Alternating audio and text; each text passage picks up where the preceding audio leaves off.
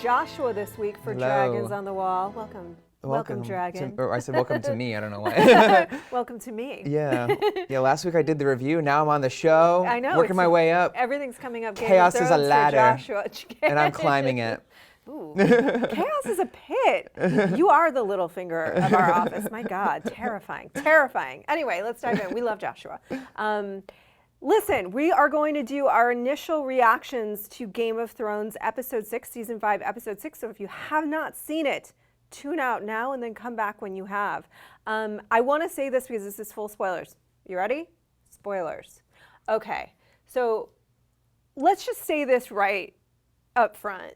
A big event in the world of Game of Thrones happened last night during the wedding night of Sansa and Ramsay, and we are going to dig into that topic in a big way for the bulk of the podcast. But for this, our initial episode review, we're actually not going to touch on it that much, but tune back in for the full show, and we will dig into it in a lot of depth. Okay. What'd you think of the show? And I know it's going to be hard to talk about without talking about that, right? Because a lot did happen in this episode. A lot of like plays for power and like movement of characters and where they're going. It's like that last scene wipes out the fact that Marjorie got arrested, Tyrion got kidnapped. Yeah, but not talking about that, saving that for later. Yeah. I thought it was a pretty good episode. My favorite part was when Arya went and showed that she can give death to this like ailing little girl. That great little monologue she had, which is telling a lie, but making her believe it and sort of sending her off in a different way than all the other faithless men have. Yeah. And she was rewarded for this by being taken into that big hall, which is not in the books. I always get like a tingle when we see something that we haven't seen in the books yet. That big hall of faces, like what are they doing with the bodies? They're like, I guess they're somehow magically excising the faces and storing them so they can then transform into like faceless assassins. That's so cool. So I loved that scene too. And it is, we don't talk too much about the books in this segment, but I will say that I have loved the sort of the slightly different direction that Arya's taken. It feels much more like a training to me in the traditional sense where you do sort of the grunt work and you work your way up. Mm-hmm. And I love the emphasis on deception, because isn't it fascinating that what they need her to understand more than anything else is when deception is happening and when it is not, even if she's lying to herself. When she said she hated the Hound, he's like, you're a liar. Because she didn't. She had really mixed feelings about him, as we all saw. But she has to have, this is what's so neat about it, she has to have total clarity about truth within herself, be honest with herself and with others in order to create the biggest deception of all, which is this, what they call in the show, the game of faces, versus I think it was the game of lying. But I just think it's like, so there is a link between the book, but I think it's playing out a little differently really here, and it is really neat to watch. Yes, her really evolution. Like her, and I like her sort of compatriot, like the girl who's sort of like showing her the ropes, sort of, but also was being mean to her. She's almost a mirror of Arya. You can see a lot of Arya in her. And then when she did her lie thing, and Arya is very naive, so this is a good place for her to be, to sort of get rid of that. I think she is as much as is humanly possible for everything that she's been through. But I think that she's having kind of like one of the more interesting transitions this season and arcs, which seems to kind of be getting lost. I think it actually really is an interesting arc. For me it is, anyway. Watching her sort of grow into this. And I like the fact that it was a mercy killing and that it was her choice. Yes. They didn't assign her to assassinate anyone. She just elected to mercy kill this girl, the thing she would not do for the Hound. Yes. And that was kind of interesting. Ooh, Tyrion, damn. Not going well for him. Did you like that scene with the pirates? Am I allowed to say the word? Cock? I don't know. There it is. There it is. There's going to be a lot of bleeping, or you guys are just going to enjoy hearing us say cock merchant. Cock merchant. I think in context it's okay to say. It's okay because it's in context, the cock merchant. Yes. So I hope we meet this cock merchant eventually. Yes. I think it's like going to be unsuspected, like hit new character of Game of Thrones, and make action figures and stuff. Of the cock merchant. He opens his cup and he's got a bunch of dried cocks and stuff. So, and that was a great line for him. They're like, how will you know it's a dwarf's cock? And then he says, it'll be the size of a dwarf's cock. And he's like, think again. Yeah, think again. And that is not the first time on the show that Tyrion's been like, I'm packing. Yeah. To be honest, like he's mentioned it a few different times. He and like, Mini-Me, tripod, cock merchant. Yeah. So, but he as he does thought on his feet very quickly. I mean, like very few people right on the brink of death, he was about to get his throat sliced, would be like, they're not going to know it's a dwarf's claw, you know?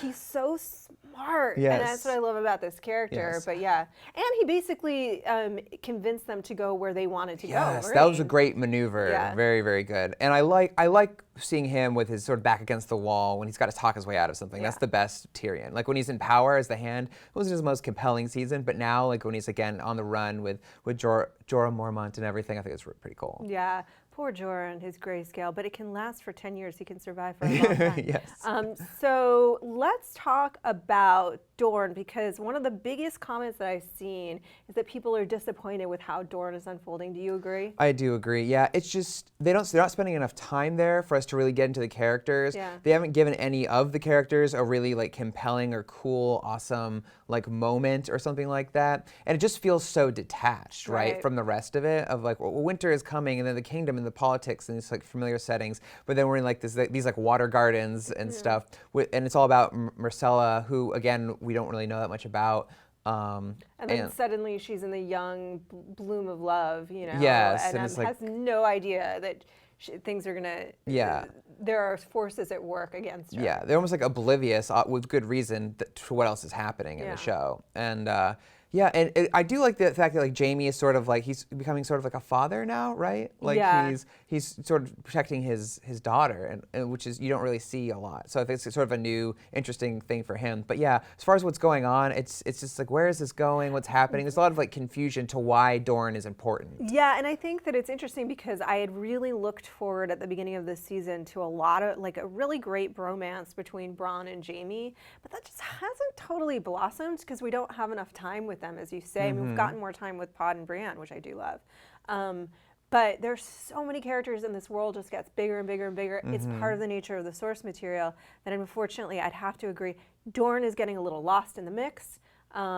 We'll see what happens next with a bunch of them all locked up together, seemingly. Yeah, and then one thing I want to point out is that, you know, Bronn got cut by one of the Sand Snake daggers. Yeah. We know the Red Viper, obviously, he had his poisoned spear, and then that's what killed the Mountain, killed the Mountain after. So do we think that Bronn is maybe poisoned, his life might be in danger? I do, poor Bronn. And I mean, we don't want anything to happen to Bronn. I love Bronn, but yeah, I mean that's kind of what it would indicate. Yeah. Now we're gonna really dig into again what happened with Sansa at Winterfell in the remainder of this show. But do you have a one sentence response? I'm not sure that I actually do. I have a very kind of nuanced and layered response to this. So do you have a one sentence response? Okay, we're in the Sansa conversation now? Not yet. Not yet? We're going to wrap this up really quickly. I would just say that I didn't like it because it didn't need to happen. Okay. And I would say that my gut immediate response, and this is actually well before I knew that there was a hubbub online. I mean, this was just my response. That scene ended, and I turned to a friend, and I was like, I never need to see that again. I never need to see that again. As to whether it belonged in the show or not, we're going to dig into that now and all sort of the many layers and nuances of it. And yes, I know people are probably saying, oh, but what about, you know, Dany and what about Cersei? We're going to get into all of that. What about the rest of the horror of the show? We're going to get into all of that. But so leave your comments for now below. We're really going to try to talk about this with as much adult kind of intent and nuance as possible. Join us. And join us in that maturity. Join us in that maturity. We're going to do the best we can after we just, you know, put maturity aside for a period of time when it came to Tyrion. But leave your comments about the whole episode below, and then join us on the rest of Dragons on the Wall to really, really talk about that scene. Now, okay. Ooh, Joshua and I were talking about this upstairs going like, well, welcome to this episode of Game of Dragons on the Wall. This is not going to be the most fun one.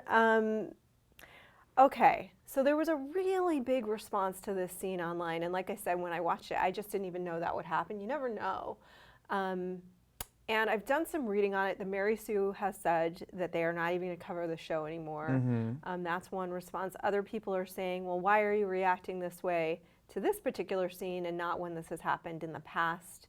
Some examples that people have brought up is when Dany first, her wedding night with Drogo, and Cersei and Jaime last season. So let's dig into that a little bit. First of all, I was really shocked when that scene between Dany and Drogo happened on the show because, and this little tiny bit of a book spoiler, but not much, that's not how it happened in the book, not in my reading of it. She enjoyed her wedding night. Sex between them became problematic for a period of time after that. And she didn't really enjoy it for a long time until she kind of had her handmaiden train her. But the first night, it did not feel malicious the way Ramsay was maliciously trying to hurt and humiliate her, right? Right. Yeah, Dany in the book was very much, she was like scared at first, but then she was endeared to Drogo and he felt different to her, and then they eventually like consummated their marriage because she wanted to. Right. That is not what happened. That is, he was actively, and Drogo was, he was raised in a certain culture, which included rape in the battlefields, by the way, which Dany abolished. Right. But Ramsay is a masochist. He's part of me, he's not a masochist. I wish he was a masochist. He's a sadist. Yes. And God, I wish he was a masochist. But he's a sadist, and his intent was to hurt and humiliate her. Yeah. That was that's why he kept Theon in the room, to watch this, to humiliate her to every possible degree. The only other thing he could have done was make it totally public, but his father would not have allowed that. Yes. So that's a huge difference to me. And in the show, it was different than in the book. Cersei and Jaime was a big deal last season. Yeah, that was just a big, we obviously don't want to spend too much time rehashing that, but that seemed like a big mistake on their point, because apparently the director intended it for not to come off as rape, come off like it did in the book, of just like they were happy to see each other again, and they were doing it there even though it was the worst possible location. But it became less about the location and more about what was happening to Cersei, was that it felt like she was resisting in the show. And so, well, she was. And yes, plainly she was. Whatever their intention was, she was raped. Yeah. Well, your intention for your art isn't always the result you get out of it. Right. And that was what happened there. But this seemed like a very clear, like there's no argument. It's not like, oh, he's the husband and she's the wife, so that makes it okay. Like, no, if you do not want to have sex, someone forces you to have sex, you're being raped. So let's talk about this, which brings up one of, I think, the Mary Sue's points about this particular episode, which was that after what happened and how fans reacted to that scene last year with Jaime and Cersei, why would you do this? And the fascinating thing is that the director gave an interview with EW where, again, it felt like, do you not know what you just put on screen? Because he was like, his response was like, oh, well, Sansa's in a position where she's really just sort of like maneuvering and fighting for Winterfell. And he didn't even so much say that, but he was just like, almost as if she knows what she's doing. That is not what I took away from that scene. Not at all. And that was sort of the big confusion for me going into the scene, because I thought, oh, she's, been living with Littlefinger. She's becoming Dark Sansa. She's going to learn to manipulate and play the Game of Thrones and use her sexuality as a weapon, like all these different ways. But no, she almost seemed like surprised that she was in this horrible situation where she was completely victimized by Ramsay. Like I kept waiting for her, the sort of like turn of like, what is she going to do to make this, like, she's going to have sex with him in order to, become, get back Winterfell. But no, it was not that at all. It was completely, she did not want to do this. This was not part of some like scheme or game that she was playing. This was just her being a victim, which we've seen so much of, and which is why I did not like it. Well, and I will say this though, I mean, I think that even if she had intended to go in and kind of like grit her teeth and have a wedding night that was not that pleasant for her,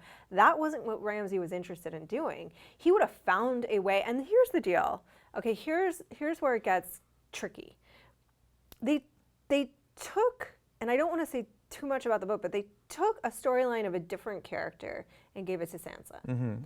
And so people that had read the books have been kind of like, okay, you're not going there, right? Like, you're not going there with her, right? And they didn't fully. It wasn't as bad as it could have been, but they did enough. And that even if she had sort of gritted her teeth, he was going to be violent with her. That was what was really clear to me.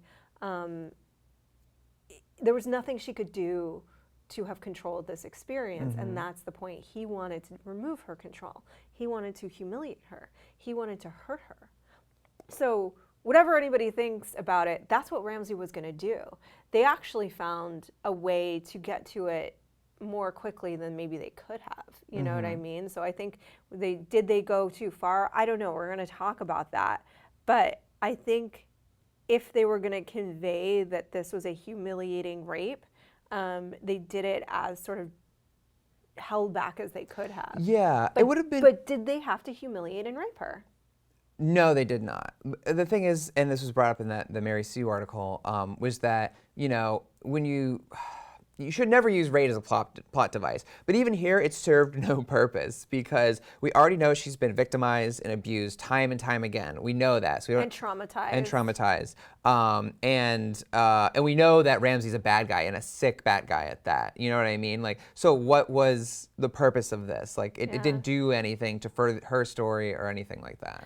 One sort of, and I don't know if I'm playing devil's advocate here or what, but one sort of thing that I would say that I guess struck me as people were responding to this is I was like, well, I wonder if they had this other character that we don't know that well in that position, and had she been raped, as she was in the book. And rape happens all the time in that book, by the way. It's constant and pervasive because it's a part of the brutality of that world. Yeah, of like medieval culture, which is like a lot of rape was a big part of that culture of just husbands taking their wives whether they wanted to or not. On the battlefield. Yes. I mean, slavery. I mean, it's just part of the pure brutality of that culture that human life means so little. So it's just constant in the book. And so my question, I guess, to the audience is threefold. And you are the audience in this case. Okay. One, if it had been Jane, if it had been a character that we don't know that well, would people have cared less? And if so, what the heck does that say about us? I mean, it's still horrible. You should still care. It's not okay if it happens to someone you don't know, more than if it happens to someone that you do. Two is there a way for the show to have conveyed the brutality of this world and that rape is a part of that brutality without including it with its main characters? And then the third point of that is it getting a little weird that they have had three of their main women that do not get raped in the book raped on the show? Dany, Cersei, and now Sansa do not get, as far as I remember, none of them got raped in the book. You're correct. Yeah. All of them have now been raped on the show. Is that not starting to get a little weird? And add to that when I am babbling. No, Bruce please. Bolton told the story of how he raped Ramsay's mother. Total invention of the show. Yeah. So I don't know if they're just trying to get across an element of the book that's really constant and pervasive with the characters that they have available, and that's why they're doing it. Answer those three questions. What? That's would you figure out world peace while I'm at it? Yes. Would you have cared less if it had been a character that you don't know?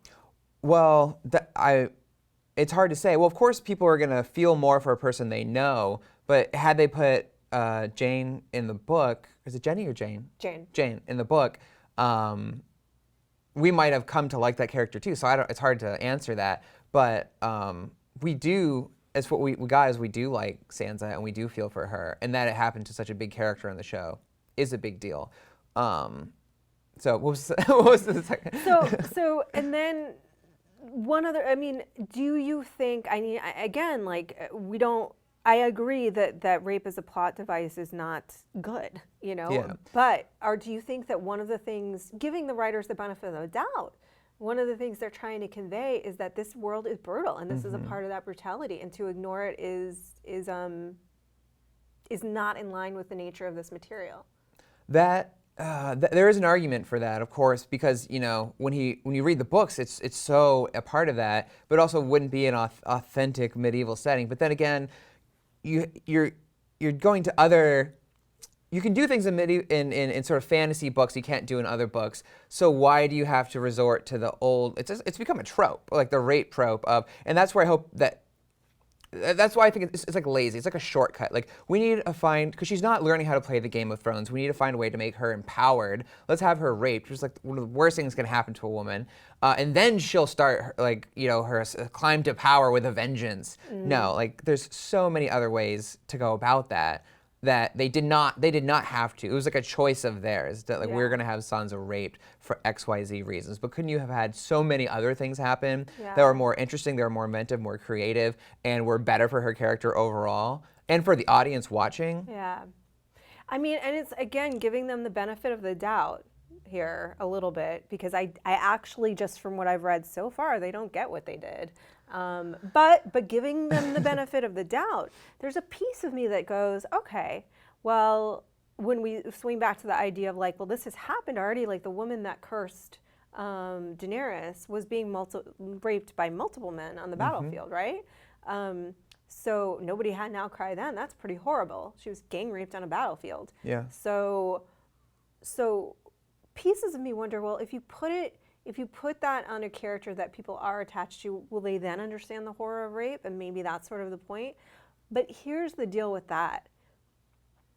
Then you really have to play it out dramatically in the rest of the show. You can't just have it be like with Cersei, where it was done and then it was sort of forgotten about. She was kind of pissed the next week. Yeah. You know, there were no real consequences. There was no sort of dealing with the ramifications of what had happened to her.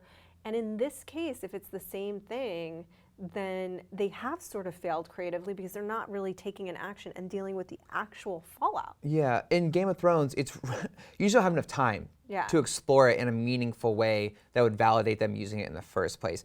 Sansa, we get her for a few minutes, a couple times an episode, if we're lucky, right? That's not enough time to explore what this means for a person, like the trauma, the PTSD, you know, the psychological like side effects, to what it does to a person. We're not going to get that. I can already tell. You know what I mean? So again, why do something that traumatic to a person if you aren't going to explore it? Right. And the thing is, like, think about the stress and trauma she's already experienced in this past period of time in her life. She went from being a really relatively sheltered, beloved child of a very wealthy family to seeing her father killed in front of her face by her husband-to-be, and then losing all power and authority, being tormented constantly by Cersei and Joffrey, being handed over in marriage to a member of the family that destroyed hers. Her brother was killed. As far as she knows, her sister's dead. Her mother was killed, brutally betrayed. You know, and she's gone off, and the only person that she can sort of rely on, and I'm sure she doesn't fully trust him, is Littlefinger. And now he handed her off to this psycho. You know, like there is. What else do you want to do to this girl? You know, Was that not enough? And this brings me to a question that we got that I actually found. I think it was a well-intentioned question, but I found it a little disturbing. Which was, this person was asking, you know, doesn't she deserve it? Didn't she bring this on herself? So let me be clear by what I think they mean. I don't think they mean like, oh, she was asking for it. Did you see her skirt? No. I think what they mean is that they don't clearly like Sansa as a character. And so therefore the interpretation of that is that character deserves bad things to happen to them. Right, like we don't like Joffrey. We want to see him die a horrible death. Yes. This person doesn't like Sansa, so they want something bad happen to her. Right. So let's just unpack that a little bit. No. Nobody deserves rape. Rape should not be used as a weapon. It should not be used as a tool. It should not be used as a method of punishment. Period. No, ever. 2, Sansa is not Joffrey. Maybe you don't like her, maybe she's not your favorite character, but she is not an evil character. She was sort of a brat the first couple of seasons. She was kind of a spoiled brat. That's it. Being kind of a spoiled brat does not mean that you deserve that to happen to you. And I'm really not sure where that idea even would have come from. Thoughts? I think you hit the nail on the head. Yeah, there's nothing really more to say. Okay. But yeah. Well, she did not deserve that in any way. Yeah, I mean, basically other people are asking, what do you think about the way the show is handling rape in general? Well, that's what we're talking about quite a little bit. Pretty poorly. Have we seen any meaningful developments from any of the 3 big rapes we've gotten? No, and here's the deal, is that I think that Eric was telling me that Sons of Anarchy had dealt with a rape storyline very well, where there was a lot of fallout and the character really dealt with it, and it was explored in a deeper way. I will say one of the biggest things that's problematic to me is something that you brought up, which was that this is somehow a tool for empowering a female character. Yeah, like like the girl with the dragon tattoo, Yeah. which is a good story in its own right, but she gets her empowerment from rape, which that's not where that needs to come from. Yeah, well, and it's actually a really limited view of the results of that consequence. I am not saying that there aren't fierce rape survivors. I am not saying that there are not women that survive this and come out stronger. But what I'm saying is that that if you just look at the reality of the fallout from an event like that, if you want to watch a movie, go watch The Accused. She is fierce and she is a warrior and she is a survivor, but there's a lot of damage done to her, a lot, that she has to come out of. And so it is upsetting to me that this idea that somebody tweeted, and this is a fair question, Joseph Barker asked, do you think that Sansa has any chance of getting the upper hand over Ramsay? Yeah, I mean, probably. I think that the show is probably going to show her making an attempt. However, the problem with that is that it dismisses all of those other things. It just becomes like, now I'm angry and I'm going to get you. And it becomes a vengeance story, which maybe there's value in that as a fantasy, but it's not. This show is not that kind of vengeance fantasy show. Mm-hmm. It's meant to be dealing with things in an emotionally real and grounded way. And so there would be fallout from that. There would be emotional trauma and PTSD, and she would be even more messed up than she already is. Think about the stress she's under already. Yes. She's enemies everywhere. Yeah, it's enough to crush a person, and now this. Yeah, and so I find it very problematic for that idea to be out there, in the sense that, like, what about the women that are really suffering and falling apart? And does that mean they're failing, to like deal with what's happened to them in a good way? Yeah, just because you don't come back and become, this tool of vengeance, does that mean you're not doing a good job of coping with what happened to you? Yeah, that's not the only story to tell. Yeah, and then I know we're having like a half-hour discussion about rape, which Joshua and I before this were like, yeah, I'm glad I got to be on this episode. Our colleague Jim, one final thought is that our colleague Jim said that one of the things that was problematic about it for him was that, they had been building up. Sansa's been a character that never had any agency already. Mm-hmm. Like Arya has a ton of agency. She makes her own choices, and she does crazy stuff, but she does it via her own will. So does Daenerys, whether they're right or whether they're wrong. So does Cersei, and a lot of them are wrong. Marjorie, right? But Sansa has always been kind of like this pawn being shoved around from place to place. And finally, this year, it looked like, okay, she's starting to like be her own person and which is one thing I think people don't like about her, have her own agency. And now this is like, it is fully ripped away from her. Yeah, and even that moment was made to be about Theon in the end, right? Of like his torture and how it was affecting him. Like, oh, poor guy, you know. And speaking of Theon, our own Megan Sullivan asks, is he beyond redemption? I mean, look, if they have it be that he rescues her at this point, will that be any better? It's hard to say with him because he's done so many bad things, and just the betrayal and everything he's done. And she wouldn't even touch you. That's how the audience, I think, still feels about him. Yeah. Even though he is a character who got what he deserved in so many ways, he's now. It's hard. I don't know. What do you think? I think what's problematic is that if Theon's redemption comes through via rescuing Sansa, which is a very good chance at this point, that's just a further taking away of her agency. It becomes about Theon's redemption, right? And not Sansa, rescuing herself somehow. It really and it's funny because I actually do have we're not going to stop covering the show. I have more nuanced feelings about sort of what happened here than I think is coming across, because I do want to give the creators the benefit of the doubt, in the sense that I really hope and think they may have done this in order to confront people and say, it's horrible. You should feel horrible. It's a horrible thing to happen. And we did it to a character that you know and love so that you would feel that and you would know that. And it's, not better when it happens to someone you don't know and love, Mm-hmm. A lot of me wants to believe that was their intent, in which case I think great. Yeah, know? you would hope so. Yeah. Again, we haven't seen the full season yet, so we don't know where this is going. Yeah. So there's a lot of judgment to sort of withhold until then. But yeah, just based on the episode, it did not come across as like, oh, that was handled well for me. What would make it okay for you?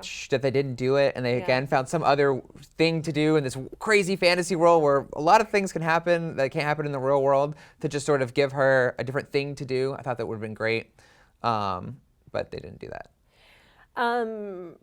We're pretty much going to wrap up our 20-minute discussion on rape, which is... I think the one tweet I saw that made a lot of sense was, Mad Max came out this weekend, and it's not this fantasy world, but a post-apocalyptic, like sort of sci-fi world. Yeah, I mean, it's a sci-fi fantasy. Yeah, much like Game of Thrones, it's a departure from our world, and in it there's like sexy ladies and like all this stuff, and like powerful women and like all sorts of women, and who do like great things and have great arcs.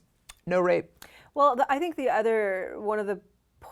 think I saw the same tweet, and one of the points that was being made was that literally these are women that are, they're human trafficked. I mean, they're like sex slaves. Mm-hmm. You know, their bodies are being used to give birth to this guy's sons, and there's no rape in it depicted on screen. So really, do you need to show it on screen?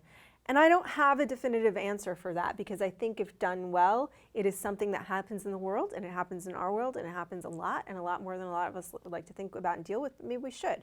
So pieces of me think if you handle it well, meaning you deal with the fallout in a thoughtful, nuanced, careful manner, then yeah, it should be on screen, because it's something that we should all think about. If you don't, then no, it should not. If you're not prepared to really address it, then don't address it at all.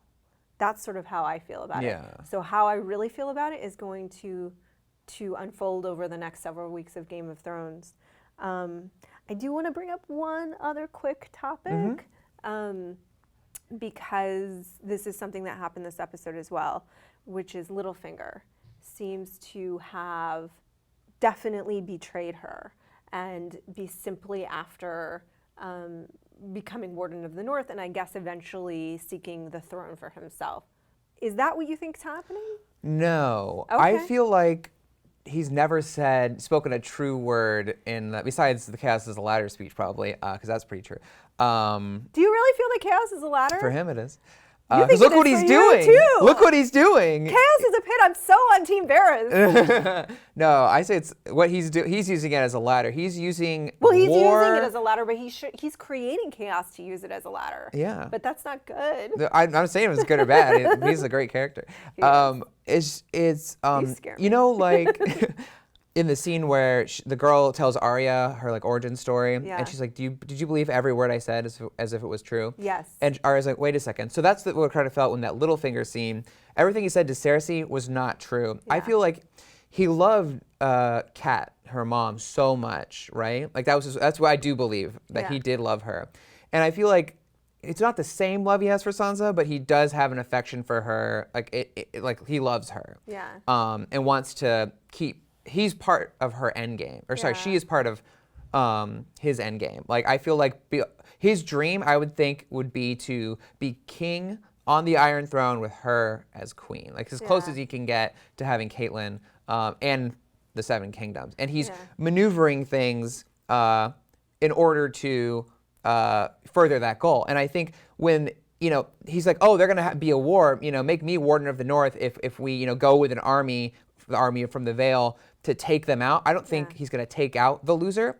He's going to team up with the winner. You know what I mean? Yeah. So I feel like that, and then he'll come down, and go after the Iron Throne. Yes, and come back. Next time we meet Cersei, we'll be on the battlefield. Yeah. I mean, I sort of agree with you. I don't think that he was definitively betraying Sansa, and I think that's a great analogy. Is that the girl that said, because actually in the story, the original story.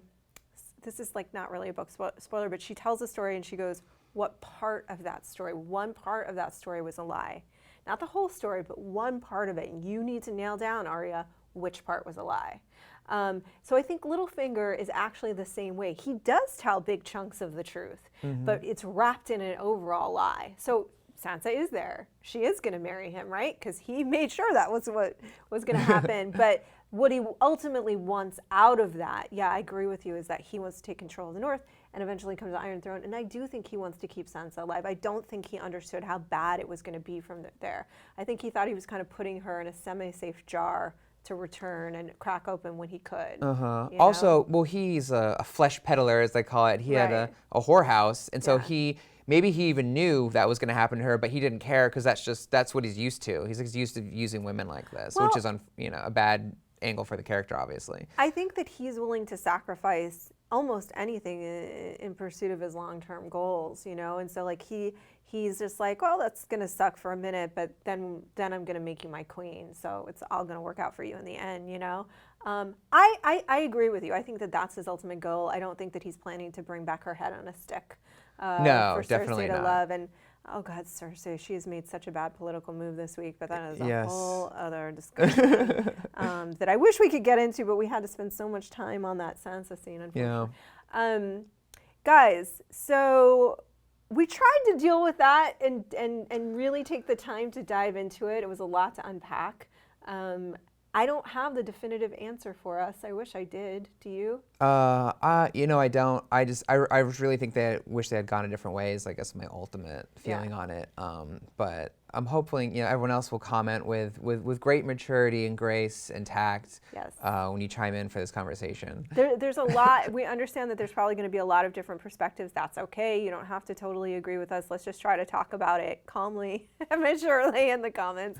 I am so sad because I'm going to be gone I'm happy I'm going on vacation, so I'm going to be gone for the next 2 weeks. But I am sad that my last Game of Thrones show before I left ended on this one. It's not what I was hoping. Josh and I usually have so much fun doing chats together. Yeah. Oh well. Here we are. Here we are. You didn't have fun. This is what the show done brought us this week. So there you go. We did our best, which is probably not good enough, but we did our best to tackle it.